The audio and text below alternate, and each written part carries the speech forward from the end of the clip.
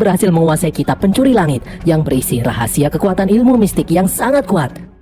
Pasukan serigala yang dipimpin oleh Jenderal Aguli datang ingin menguasai kota Julang. Saat ini, kota Julang dijaga oleh seorang jenderal bernama Xin Wanfu yang merupakan keturunan suku Kietian. Anak Aguli yang bernama Suani sudah tidak sabar ingin segera menguasai kota Julang. Namun, tangan kanan Aguli, Pendeta Tao, memberitahu Suani tentang 7 pusaka yang dimiliki oleh Xin Wanfu. Yang pertama, ada peti darah 7 iblis yang menurut kabar di dalamnya ada 7 iblis tidak terlihat yang membantu Wanfu membunuh musuh-musuhnya. Yang kedua adalah armor Yantian yang sangat kuat. Yang ketiga adalah tombak piton putih yang sangat tajam. Yang keempat adalah kuda Xin Wanfu yang merupakan kuda tercepat saat ini. Yang kelima adalah kitab pencuri langit yang berisi rahasia kekuatan mistis suku Qiantian. Yang keenam adalah putri Xin Wanfu bernama Si Tianjiao yang sangat cantik. Dan yang paling penting adalah nomor 7, yaitu Gua Naga yang berada di istana bawah tanah kota Julang itu sendiri. Menurut legenda, siapa saja yang dikuburkan di tempat itu, maka keturunannya akan bisa menguasai seluruh wilayah di negeri ini dan menjadi raja. Aguli sudah membawa tengkorak ayahnya sendiri untuk dimakamkan di tempat itu agar Aguli bisa menjadi raja. Aguli pun bertanya kepada Suani, apakah dia mampu mengalahkan Xin Wanfu. Suani pun menjawab kalau dia telah mengutus seseorang. Suani yakin dia pasti akan membawakan kepala Xin Wanfu ke hadapan ayahnya ini. Sementara itu, di kota Julang, Xin Wanfu menyuruh anak buahnya untuk membagikan makanan bantuan untuk rakyat Julang. Sudah 3 bulan lamanya, kota Julang dikepung oleh pasukan serigala, membuat mereka kekurangan bahan makanan. Xin Wanfu menantikan bantuan pasukan dari pemerintah pusat, namun bantuan itu tidak kunjung datang. Beberapa saat kemudian, seorang pendekar bernama Xiao Buping terlihat kabur dari kejaran beberapa pasukan serigala. Dia berhasil sampai di kota Julang meskipun punggungnya terkena panah. Dia lalu menemui Wanfu untuk memberikan surat dari raja. Buping kemudian meninggal. Wanfu pun menyuruh anak buahnya untuk memakamkan Buping dengan layak. Malam harinya, Wanfu membaca surat dari raja itu. Dalam surat itu, raja mengatakan kalau dia tidak bisa mengirimkan bantuan pasukan. Raja juga mengirim racun untuk diminum seluruh penduduk kota Julang. Sambil menahan emosi, Wanfu akhirnya meminum racun itu. Seorang prajurit lalu datang memberi kabar bahwa bantuan makanan yang kemarin mereka konsumsi ternyata beracun. Banyak penduduk kota yang tewas setelah memakannya. Wanfu dan Tinjiao kemudian mengecek keadaan rakyat. Akibat racun itu, jasad penduduk membusuk dalam waktu sehari. Akhirnya mereka membakar jasad-jasad itu. Wanfu pun berpikir kalau inilah akhir dari kota Julang. Wanfu kemudian berdoa di kuil peninggalan suku Kietian yang ada di dalam istana bawah tanah. Dia meminta izin kepada para leluhur untuk menggunakan ilmu sakti keturunan suku Kietian. Dia akan menggunakannya untuk pertempuran terakhir melawan pasukan serigala. Meskipun kalah jumlah, Wanfu akan mempertahankan kota Julang sampai titik darah penghabisan. Wanfu lalu menyadari ada seseorang yang datang. Ternyata itu adalah Buping yang sebelumnya dimakamkan. Ternyata Wanfu sebenarnya juga sudah mengetahui kalau Buping masih hidup. Wanfu mengatakan kalau dia telah memasang jebakan di gerbang kota Julang. Buping berhasil lolos dari jebakan itu. Itu artinya Buping bukanlah orang yang sembarangan. Buping pun terkesan karena racun yang diberikan raja tidak mampu membunuh Wanfu. Buping berkata kalau tujuan sebenarnya dia datang ke kota Julang adalah untuk meminjam kepala Wanfu. Di tempat lain, Tianjiao mendapat firasat yang tidak enak tentang ayahnya. Dia pun berlari ke ruangan ayahnya. Beberapa orang memberitahu kalau jenderal ada di istana bawah tanah. Tianjiao pun masuk ke dalam istana bawah tanah. Betapa kagetnya dia melihat tubuh ayahnya sudah tergeletak tanpa kepala. Secara aneh, tiba-tiba tubuh Wanfu itu pun terbang. Di luar, ternyata Xiao Buping adalah pendekar yang disewa Suani untuk membunuh Wanfu. Sesampainya dia di markas pasukan serigala, Buping melemparkan kepala Wanfu ke hadapan Aguli. Melihat musuh besarnya sudah mati, Aguli pun senang. Dia menawarkan imbalan berupa emas dan pangkat. Namun Buping tidak menginginkan semua itu. Buping yang kelaparan hanya ingin makan. Pasukan serigala pun mengadakan pesta. Semua orang merasa heran dengan keberhasilan Buping. Karena selama 3 bulan mereka mengepung kota Julang, mereka bahkan tidak bisa melukai Wanfu. Namun Buping dengan mudahnya mendapatkan kepala Wanfu. Di tengah pesta, Aguli menyuruh seorang pendekar wanita yang bernama Teratai Hitam untuk mengetes kekuatan Buping. Namun Buping sama sekali tidak tertarik untuk bertarung. Aguli pun memuji Buping yang telah berhasil membunuh Wanfu. Aguli bersedia memberikan apapun kepada Buping sebagai imbalan. Mendengar hal ini, Buping pun bernegosiasi dengan Aguli. Buping akan membantu Aguli masuk ke dalam Gua Naga dengan selamat. Namun imbalannya, dia meminta kitab pencuri langit milik Wanfu. Aguli yang tidak peduli dengan kitab itu pun menyetujuinya. Aguli langsung menyuruh pasukannya untuk bersiap-siap karena mereka akan mulai berangkat saat subuh tiba nanti. Seorang prajurit lalu datang memberi kabar kalau Jenderal Hu Leinu telah lebih dulu berangkat ke kota Julang begitu mendengar kabar Wanfu telah tewas. Puping pun berkata kalau Hu Leinu pasti mati. Di luar, Hu Leinu dan pasukannya berhasil masuk ke dalam kota Julang setelah menghabisi semua penjaga gerbang. Seorang anak buah Hu Leinu menemukan kuda milik Wan Fu. Saat Leinu ingin menungganginya, kuda itu malah melawan dan kemudian kabur. Hu Leinu yang masih emosi tiba-tiba kaget karena melihat sesuatu. Kuda itu kembali sambil dikendarai Xin Wan Fu yang tanpa kepala. Semua orang pun ketakutan. Saat pasukan itu akan menyerang, tiba-tiba secara aneh kepala prajurit itu terpenggal. Semua prajurit yang masih hidup pun semakin ketakutan. Mereka memilih untuk kabur. Roh iblis di dalam peti pusaka lalu menarik kaki Leinu. Leinu yang panik memotong kakinya untuk melepaskan diri. Di saat Leinu akan kabur, Wan Fu menusuk Leinu dengan tombaknya. Keesokan paginya, Aguli dan pasukan serigala yang baru sampai di depan kota Julang melihat kekacauan ini. Mereka melihat tombak milik Wan Fu tertancap di gerbang. Itu artinya Wan Fu masih hidup. Namun Aguli tidak mempercayai hal itu. Mereka kemudian menanyai salah satu prajurit Leinu. Sambil ketakutan, prajurit itu memberitahu apa yang dia lihat sebelumnya. Suani pun meminta penjelasan dari Puping. Puping berkata kalau Wan Fu pasti menggunakan ilmu rahasia dari kitab pencuri langit. Puping menyuruh semua pasukan serigala masuk ke kota Julang setelah awan hitam pergi. Setelah awan hitam itu pergi, pasukan serigala dan Puping masuk ke dalam kota Julang. Puping melihat keadaan jasad prajurit yang meninggal. Dia mengatakan kalau Wan Fu menggunakan ilmu hitam suku Kietian yang didapat dari kitab pencuri langit. Suani yang tidak percaya mengira Wan Fu menyewa pembunuh bayaran untuk menghabisi Jenderal Hu Leinu dan pasukannya. Namun Puping tidak sependapat. Puping mengatakan kalau dia sebenarnya juga pewaris dari ilmu rahasia yang ada di kitab pencuri langit. Sebenarnya kitab itu ada dua bagian, yaitu bagian atas dan bagian bawah. Guru Puping hanya memiliki bagian bawah kitab itu. Itulah sebabnya Puping diperintahkan oleh gurunya untuk mendapatkan kitab bagian atas yang saat ini dimiliki oleh Wan Fu. Aguli lalu berkata kalau dia akan memberikan kitab itu cuma-cuma asalkan Puping membantunya menemukan putri Wan Fu yang bernama Tian Jiao. Dahulu di tengah perang, Wan Fu membunuh putri Aguli yang bernama Zhang Guna. Itulah kenapa Aguli menyerang tempat ini. Dia juga ingin balas dendam. Puping menyuruh Aguli untuk tidak usah khawatir, dia akan membantu Aguli. Namun Aguli tidak langsung percaya begitu saja. Aguli menyuruh anak buahnya untuk mengawasi Puping dan membunuhnya jika Puping terbukti berkhianat. Rombongan itu pun masuk ke dalam istana Wan Fu. Di sini, mereka menemukan pusaka peti 7 iblis. Namun setelah diperiksa, Suani tidak menemukan hal istimewa dari peti 7 iblis ini. Aguli pun menghadiahkan peti itu kepada penasihatnya, Pendeta Tao. Setelah menggeledah tempat itu, mereka tidak menemukan sesuatu yang aneh. Mereka pun berpikir kalau Xin Wan Fu memang benar-benar sudah meninggal. Di sini Pendeta Tao penasaran kenapa kota ini begitu sepi. Kemana semua rakyat Julang pergi? Puping berkata, kemungkinan rakyat yang selamat bersembunyi di istana bawah tanah. Pendeta lalu memberitahu raja, jika ada banyak orang yang ikut masuk ke dalam istana bawah tanah, maka akan mengacaukan aura spiritualnya. Mereka harus beberapa orang saja yang masuk. Namun Suani tidak setuju. Suani pun menyarankan untuk menemukan rakyat yang bersembunyi di dalamnya dan membunuh mereka semua. Di sini Puping sengaja membuyarkan konsentrasi teratai hitam agar dia bisa menyelipkan batu aura negatif kepada beberapa orang. Beberapa saat kemudian, pendeta menemukan aura negatif dari beberapa pasukan serigala itu. Pendeta menyuruh mereka untuk keluar. Melihat hal ini, Suani semakin tidak terima. Suani takut kalau di dalam gua nanti mereka disergap oleh musuh. Namun Aguli yang percaya dengan Pendeta Tao akhirnya hanya membawa beberapa orang saja untuk masuk ke dalam gua. Pendeta pun akhirnya menemukan pintu masuk istana bawah tanah itu. Sebelum masuk, teratai hitam merantai tangan Puping dengan tangannya. Dengan begitu, semua tindakan Puping akan diketahui olehnya. Mereka pun masuk ke dalam istana bawah tanah. Puping lalu membaca tulisan yang menyuruh mereka untuk berdoa kepada patung leluhur agar selamat dalam perjalanan menuju istana bawah tanah. Jenderal Lihu menolak untuk berdoa. Lihu berniat menghancurkan patung itu. Namun senjatanya seperti ditarik oleh sesuatu. Walang berusaha menolong adiknya itu, namun secara aneh dia justru tersedot masuk dan menghilang. Patung itu kemudian meledak. Muncul tubuh Jenderal Wan Fu tanpa kepala. Semua orang pun panik. Lihu lalu maju meminta kakaknya untuk dikembalikan. Namun Wan Fu malah menyerangnya. Dua orang prajurit maju namun kemudian nyawa mereka diserap. Puping pun berkata kalau Wan Fu menggunakan ilmu pemanggil roh. Untuk menangkalnya, mereka harus memanggil nama mereka sendiri di dalam hati. Teratai hitam pun maju untuk membuktikan perkataan Puping barusan. Ternyata benar, saat teratai mengucapkan namanya, rohnya tidak diserap oleh Wan Fu.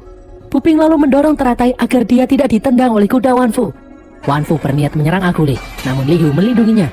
Wan Fu lalu mengejar Pendeta Tao yang membawa pusaka peti 7 iblis. Puping lalu berteriak kalau dia menyimpan kepala Wan Fu. Akhirnya Wan Fu berbalik mengejar Puping.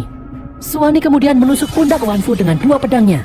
Tiba-tiba sosok hantu Wan Fu itu pun hilang dan berubah menjadi serangga. Sebuah pintu kemudian terbuka. Mereka pun masuk ke dalam sana. Di sini mereka melihat kepompong-kepompong besar bergelantungan. Puping mengatakan kalau itu adalah semacam ilmu kutukan yang ada di kitab pencuri langit. Manusia yang terkena kutukan itu akan menjadi zombie. Mereka akan memakan manusia lainnya. Zombie-zombie itu tidak bisa melihat, namun pendengaran mereka sangat sensitif. Mereka harus berhati-hati agar tidak membangunkan zombie-zombie itu. Suani menyuruh salah satu prajurit untuk maju. Namun prajurit itu berteriak ketakutan membuat beberapa zombie bangun dan memakannya. Suani lalu meminta Puping untuk maju lebih dulu. Mereka pun mengikuti Puping dari belakang. Mereka sebisa mungkin tidak menimbulkan suara. Namun anting yang dipakai teratai hitam menimbulkan suara. Saat zombie yang ada di dekatnya bersiap menyerang, Puping langsung menyelamatkan teratai. Suani lalu tidak sengaja menginjak tengkorak. Untung saja Suani mengangkat kakinya, jadi zombie gagal memakannya. Suani akhirnya mengorbankan prajurit agar zombie menjauh darinya. Teratai lalu menusuk kepala zombie yang menggigit lengan Puping. Mereka pun akhirnya berhasil melewati sekumpulan zombie itu. Teratai bingung kenapa Puping menolongnya. Puping berkata jika zombie menggigit lengannya, dia tidak akan apa-apa. Namun jika zombie itu menggigit Teratai, maka Teratai pasti akan mati. Teratai yang kasihan kemudian merawat luka Puping. Teratai lalu menyuruh Puping untuk mengurus dirinya sendiri. Di sini pendeta Tao menemukan batu yang memberikan aura negatif. Dia mencurigai Puping yang melakukannya. Namun dia tidak langsung memberitahu Aguli. Sementara itu, Lihu menemukan satu lagi zombie. Dia menusuk zombie itu dengan tombaknya. Ternyata zombie yang dia tusuk adalah Hualang, kakaknya sendiri. Lihu pun menyalahkan Puping atas kematian kakaknya ini. Dia ingin menyerang Puping, namun Teratai menghalanginya. Suani lalu berkata kalau kematian Hualang adalah karena kesalahan Lihu itu sendiri. Mereka pun melanjutkan perjalanan. Tiba-tiba mereka melihat Tian Jiao. Lihu pun mengejar gadis itu. Sementara yang lainnya menyusul dari belakang. Tian Jiao terus berusaha kabur menghindari Lihu. Di belakang, tiba-tiba Puping menyuruh yang lainnya untuk berhenti. Karena dia melihat jaring laba-laba yang sangat tajam. Jaring itu sangat kuat bagaikan besi namun setipis rambut. Suani menyuruh Lihu untuk kembali. Namun Lihu yang kadung melewati jaring itu mengalami luka yang parah hingga akhirnya tewas. Pendeta Tao lalu menodongkan pedangnya ke arah Puping.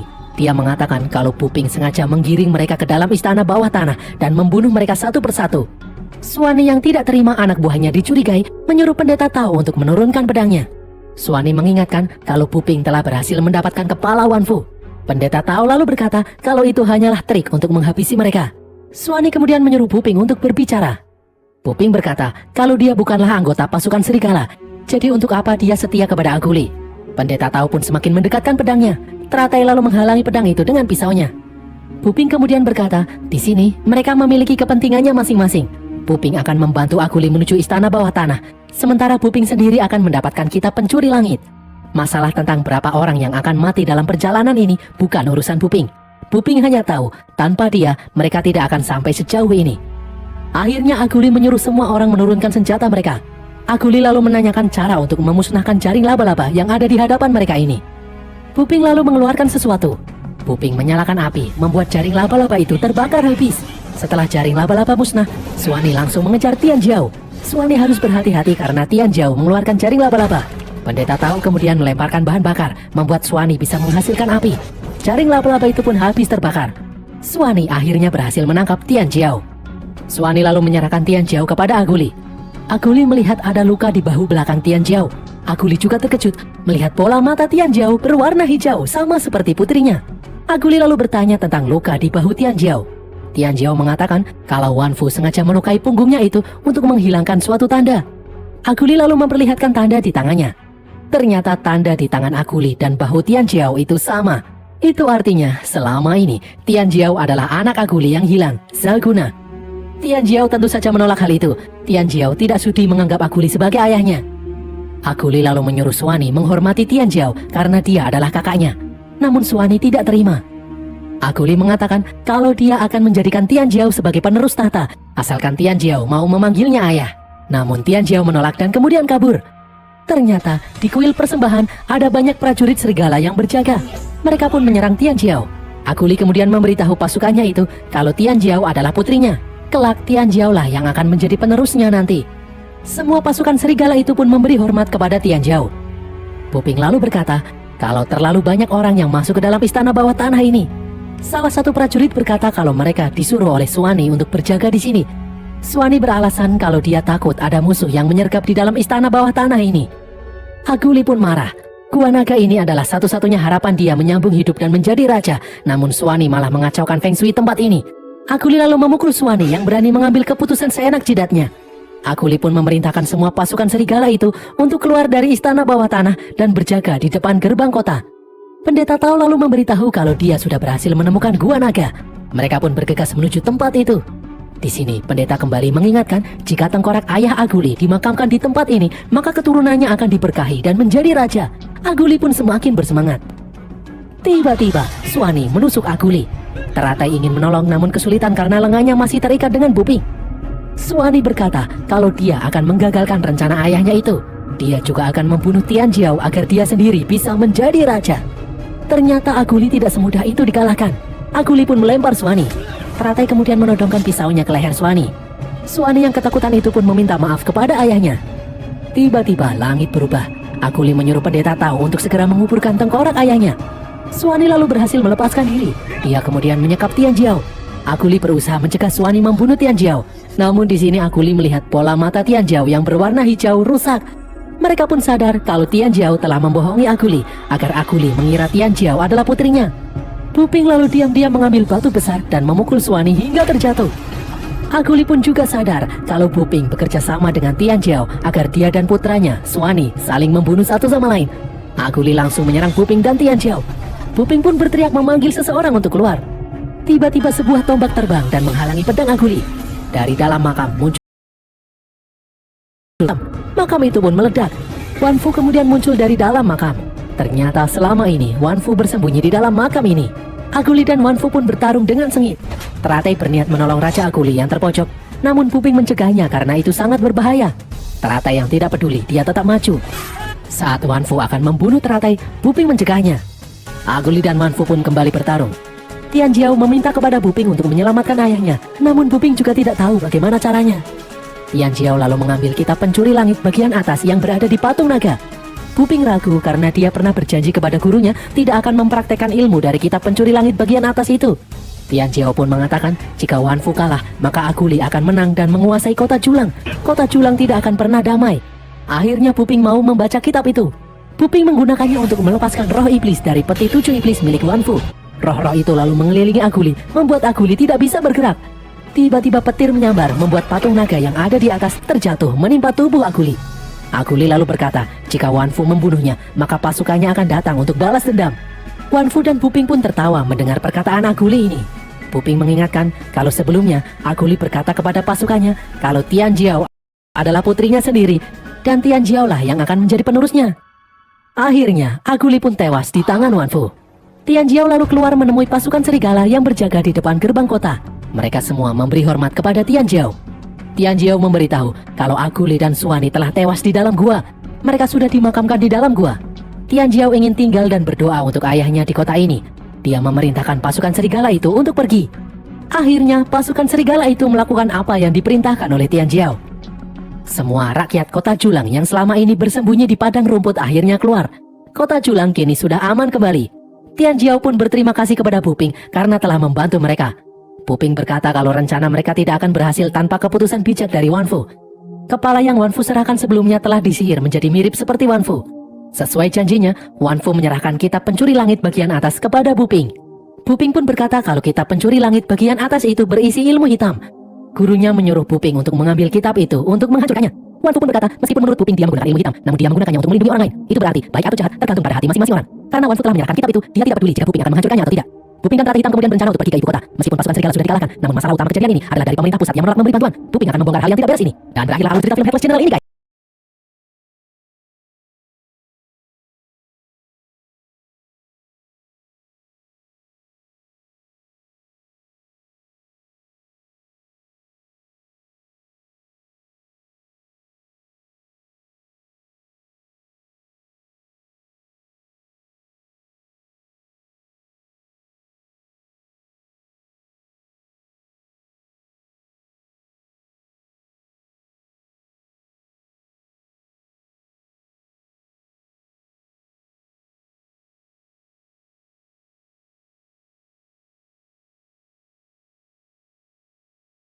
Alkisah, dahulu kala ada suku yang bernama suku Kietian.